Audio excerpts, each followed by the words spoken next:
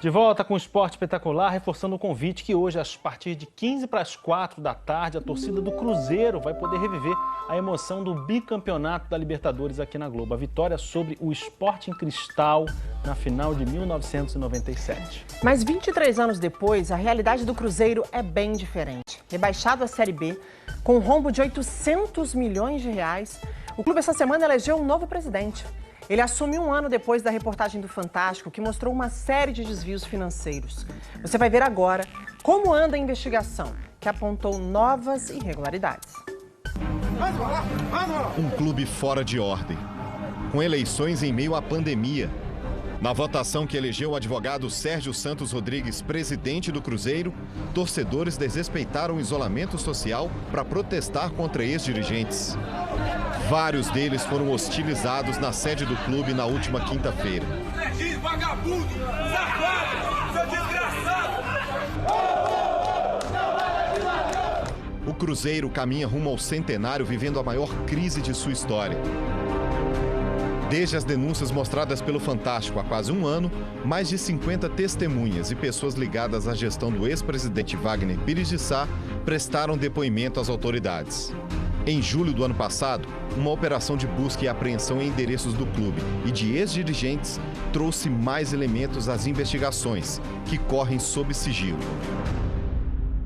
A Polícia Civil, que já apurava suspeitas de falsificação de documentos, falsidade ideológica e lavagem de dinheiro, passou a investigar outro possível crime, a rachadinha.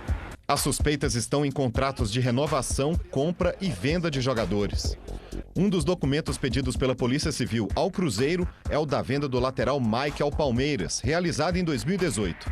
Pelo esquema, o clube pagaria comissões a intermediários e empresários de jogadores. Parte do dinheiro seria repassada aos ex-dirigentes envolvidos nas negociações. A polícia também suspeita de rachadinha no contrato que a antiga gestão fez com o empresário Cristiano Richard.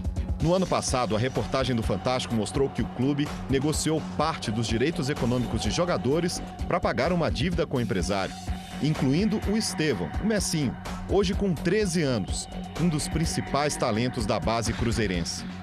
A Lei Pelé e o Estatuto da Criança e do Adolescente proíbem negociação de menores de idade. A investigação continua. Na CBF, pela seção de direitos econômicos à pessoa física, já que a FIFA só permite que clubes tenham esses direitos. E na Polícia Civil, que apura se parte do dinheiro pago a Cristiano Richard teria sido repassado no esquema de rachadinha a Sérgio Nonato, então diretor-geral do clube, e a Itair Machado.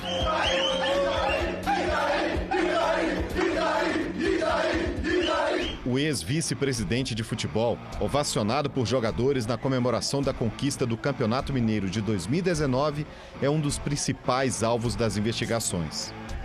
A conclusão do inquérito policial será em breve, não significa que as investigações serão encerradas, pois, como o próprio nome da operação diz, foi só o primeiro tempo. A apropriação indébita e formação de uma organização criminosa também estão entre as suspeitas da polícia e do Ministério Público. A expectativa tanto da Polícia Civil quanto do Ministério Público é que seja possível a conclusão, ainda que parcial, das investigações com a adoção de alguma providência, sem prejuízo da continuidade das investigações em relação a alguns fatos específicos que mereçam melhor apuração. Depois de um ano de investigações, ninguém foi denunciado, julgado ou preso. Por enquanto, só o clube e a torcida foram punidos. A crise nos bastidores virou rebaixamento no campo. O Cruzeiro está rebaixado para a Série B do Campeonato Brasileiro. O Cruzeiro vai começar a Série B com menos 6 pontos. Punição da FIFA por uma dívida que não foi paga. Em 2016, o clube contratou o meio-campo Denilson, do Al-Wahda, dos Emirados Árabes.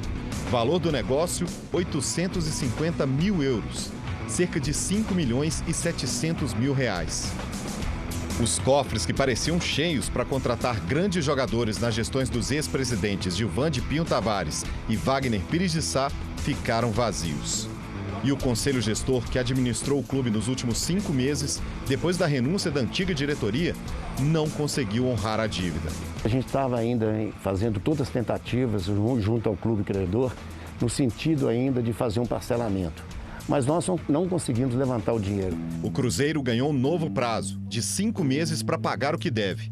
Se der mais um calote, pode ser rebaixado à Série C do Campeonato Brasileiro. A FIFA pode impor novas punições. Em 2014, o Cruzeiro contratou o atacante William, hoje no Palmeiras, e ainda deve 10,5 milhões de reais ao Zorya, da Ucrânia. O prazo para pagar vence na próxima sexta-feira. O balanço de 2019, publicado pelo clube na quarta-feira, ajuda a entender essa situação. A dívida total ultrapassa 800 milhões de reais.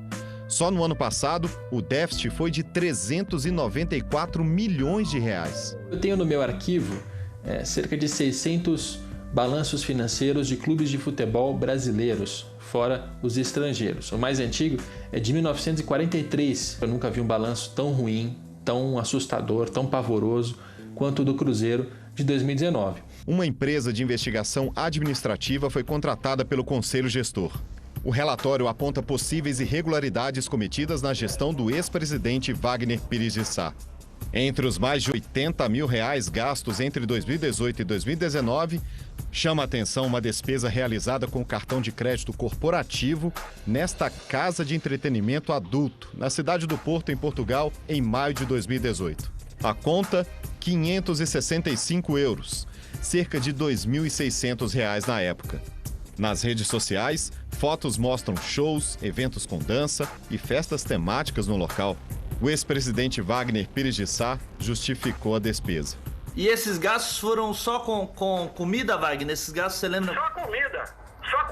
Se fosse mesmo negócio lá no exterior, isso aí pelo que eles falam aí, você fica parecendo casa de negócio. Uma mulher lá é $1.000, $2.000. Entendi.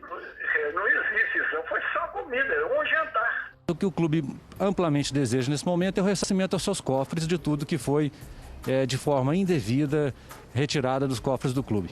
Ou o clube vai passar os próximos 10, 15 anos com orçamentos muito modestos, com muita austeridade, guardando dinheiro e pagando suas dívidas, renegociando, tentando descontos, ou ele entra num processo de falência, vende seus bens e tenta inclusive vender o próprio clube, porque o buraco que enfiaram o Cruzeiro no ano passado é incomparável em relação a qualquer outro envolvendo clubes de futebol no Brasil. A má gestão levou o Cruzeiro a perder jogadores. Com atrasos nos salários, 6 atletas buscaram a justiça para deixar o clube. Entre eles, o goleiro Rafael, Thiago Neves e Fred. A coleção de processos é grande. Nessa semana, o técnico Mano Menezes acionou o clube para cobrar uma dívida de mais de 5 milhões de reais. E para enxugar gastos, 110 pessoas foram demitidas. Quando olha para o futuro, o Cruzeiro ainda enxerga parte do passado. O novo presidente, Sérgio Santos Rodrigues, teve apoio de 2 ex-presidentes. Gilvan de Pinho Tavares, um dos responsáveis pelo aumento da dívida do clube nos últimos anos, e Zezé Perrella, que era o gestor do futebol no rebaixamento para a Série B, no fim do ano passado. Nas eleições anteriores, em 2017, Sérgio era candidato, apoiado por Perrella. Todo mundo acerta e erra.